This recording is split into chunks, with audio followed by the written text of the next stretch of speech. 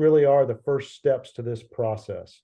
When it comes time to talk with real estate agents, here's kind of the pieces that I think are of greatest importance. In our world today, with all this activity that's through Zillow and click and go do a showing, I will tell you that very quickly you're going to run into real estate agents and you really know nothing about them. So the best way to prepare to buy a house and make sure that you've got someone that is going to be on your team to support you the whole way is do that buyer's consultation meeting. Sit down with an agent, do it over Zoom or do it in their office.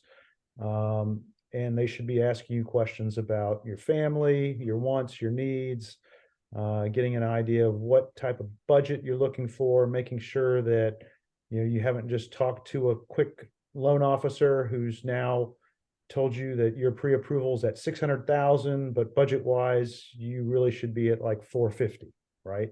We want to make sure that you're not going to make yourself house poor. And by going through this process, hopefully you'll have folks on your team that'll point you in the right direction so that everything runs very, very smoothly. Choosing a real estate agent, a lot of it is going to come down to rapport and trust.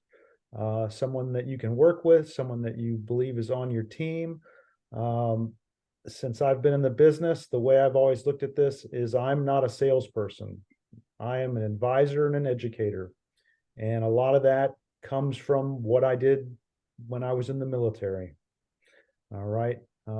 My job is to show you houses in the areas and the price points that you have an interest in, point out the good and bad of every home, answer your questions, point out things that you may not be obvious to you, to give you an idea of what may be deferred maintenance into the future.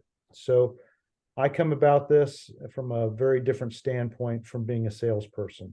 And I think that's probably the type of person that you would want to find to work with. In terms of the home buying process, I'll show that in the next slide.